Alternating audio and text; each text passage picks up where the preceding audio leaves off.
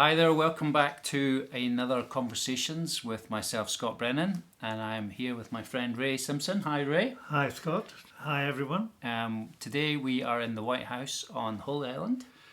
Great place. Which was where Ray lived for how many years?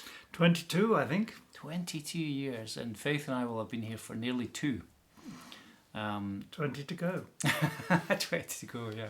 We're going to make 20 years. And we've been talking about various things. We've done some videos on the 3 life-giving principles of a way of life. And recently we started to talk about the Waymarks. Do you want to remind people what Waymarks are, Ray? Well, if we're following the way of Jesus, we have 10 Waymarks. One of them is lifelong learning, and then there's journey with a soul friend, and there's a rhythm of prayer and work and recreation, and the 4th one is are we calling it a healthy lifestyle? So this one which we're coming to is a healthy lifestyle. Yes. This is Waymark 5. So we talked about rhythms of prayer before. That's right. Yeah. And when we say healthy, when we were talking about this earlier, we mean a more kind of holistic approach, don't we? A kind of body, soul, and spirit. Yes. About bringing kind of even the word order to life. A God-given order. Yeah. Not just a man-made order, but a God-given order. Because life is more than sound and fury, signifying nothing. But a lot of us spend our life just doing sound and fury. Yeah, that's very true, actually. And actually knowing where to invest our time is key, isn't it? It is, yes. And how do we choose where we make our investments? There's a I think it's, you quote Ecclesiastes 7:29 in your book. Do a little plug for the book, Great, really good idea. This is the book here that we've been following. New Celtic monasticism for everyday people. So you can order that if that is helpful for you. And in the book you quote Ecclesiastes 7:29. And I think it's the Message translation, isn't it? Yeah. That God made us to be simple, if you like. And I don't mean simple as in mentally, but just our lifestyles. Yes. But we make it very complicated. Yes. Yeah. So, for example, makeup or clothes, fashion. Do we enhance our God-given features, or even our furniture in our rooms or our homes? Do we enhance our God-given features, or do we try and express the dysfunctional desire to attract attention and not be our true selves? So our homes should reflect who we truly are under God, not trying to be something we're not, and our makeup and all that sort of thing. And I suppose there's a lot of pressure in the modern world on social media. Yes. And we've got people they earn a living from being a social influencer, but a lot of it is quite artificial. I suppose the question for me is how do you discover that true self, and what are some of the practices? I'm thinking because in theory it's great to talk about simplifying life and to have a healthy lifestyle, but if you're a parent with young children, or you're a business leader and you've got a very demanding job, or you could be a pastor of a church, and just all these expectations that are on you. How do you balance that out, I suppose, is the question I have. Well, I've got a thing from the first government after World War II in UK. Clement Attlee, he wrote down all the things he had to do in priority order, and he eliminated everything else. Like a sort of to-do list. A to-do list, right. But it was based, for us, it's based on God's priorities. And so we have to learn how to say no, because we want to be liked. So learning to say no is an essential part of a good lifestyle. Learning to say no. And also on the internet, I found I wouldn't do tweets, and I might come off it with the latest Musk developments, we'll see. But I had a revelation in a retreat that I would tweet once a day, nearly every day of my life. I would tweet with the song of the lark, the innocence of the dove, the wisdom of the owl, and every day I would just tweet one prayer tweet from the heart, and I would never get involved with any other tweets, and I've done that ever since. So it is possible to use social media without getting contaminated. Overtaken. I'm a regular Facebook poster. You are. And, people find it helpful. And very often I'm just processing things.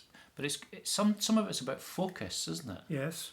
So how do you know where your focus should lie? Is some of it tied into the things that who you are as a person, or the gifts that you have, or how do you create that? Well, I think learning to listen to God first thing in the morning helps us to sort out the junk from the eternally important, and to be true to the season of life we're in, to learn to say no to about the 10 million things other people demand of us, and say, well, what is Jesus coming to me through any of these 10 million things? And he may be through one or two of them. So it's like a Jesus filter. It's a Jesus filter. That we have to have the Jesus filter for a good lifestyle. That's a great phrase. Yeah, I like that.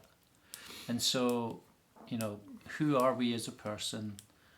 What gifts has God given us? What season of life are we in? And learning to say no, it just creates that healthy, holistic approach. Yes. And there is a time for celebration as well as a time for denial. True. And when I was a church leader, our church leaders always had business meetings. And I said, why don't we just go out on a boat on the Norfolk Broads and have a social evening? It took us 18 months to get a date in a diary. We could all do it. But eventually we did it. Yeah. That's an important part of lifestyle. Yes. Yeah.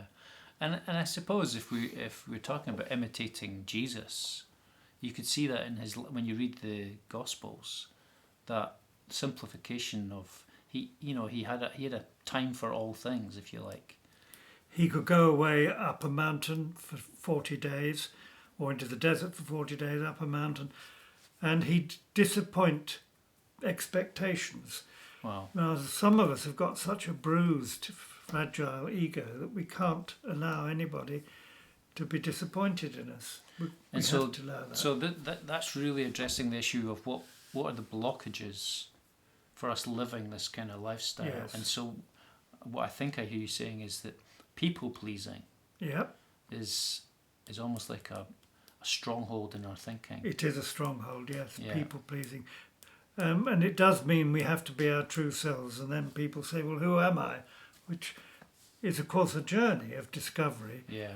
But that's where listening to God and talking through with a soul friend and becoming aware of our heart's desires, which are God's desires. Yeah. That's very, very important.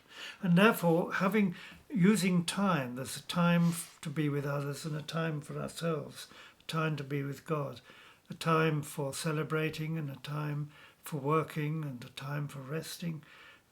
So we have a balance in our lifestyle. Yeah, it's really interesting you should say that, because last week I began to shape what I call a mentoring model.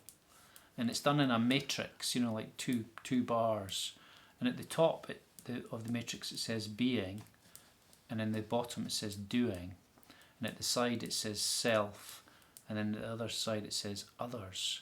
And these four areas combine. So there's actually a time to being self, and there's a time to doing self, but there's also a time for doing for others, and in each of the four areas they create a kind of culture. So it's just learning to get that rhythm right, isn't it, and to know where to place your investments. Yes. And it does require wisdom. I remember when as a teenager I felt that I was like a bull in a china shop. And then I read in the New Testament, if any of you lacks wisdom, you should ask for it. Yeah, and God is generous. And I asked for wisdom, and my claim is that I am less unwise than I otherwise would have been.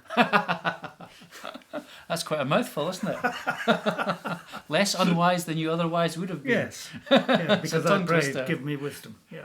I love that. James, I think it's James, it's first chapter of James, isn't it? That's right. And it says a double-minded man will receive, or person, Yeah. will receive nothing of the Lord. And that's a fascinating word to me. It's in New Testament Greek, the word double-minded is literally two-souled. Yes. So our lifestyle has Yeah. singleness of heart. Yeah. We're not double-minded. Yeah. Yeah. Wow. But of course, some of the things that come up at us aren't because we're frenetic or frightened of saying no. You know, a parent with an autistic child and a single mother, somebody told me the other week, the only time she gets to herself is in the toilet. Yeah. So we talked about using the toilet as a prayer time. Yeah, yeah. Well, when it says go into your closet. Exactly, yes, exactly. So I do realise it's very hard for some, Yeah, but yeah. for all of us. Yeah, so what we're saying is not that this is some impossible task that only monks can achieve. No. We're saying this is a way of life that you shape according to who you are in your circumstances. And we have a balance of mind, body, spirit. Creation should have a part in our lifestyle. Work should have a part in our lifestyle. Relationships. But we Yes. don't let any of them take us over. Yeah.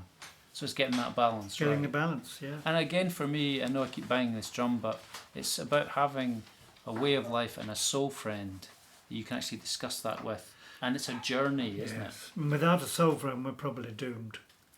Well, that's what is it? It's like a body without a head. Was that Bridget that said Yes, that's right. A person without a soul friend is like a body without a that? head. Yeah. Wow. Yeah. Well, that's wonderful, Ray. Thank you so much. So we're really talking about a holistic lifestyle, something that's healthy for us. And hospitable.